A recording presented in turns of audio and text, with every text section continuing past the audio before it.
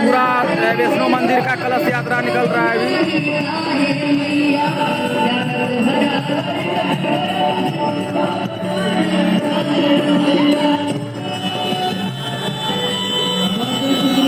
दीदी की तरफ से बहुत सारी आशीर्वादें आई है इस निशा के लिए।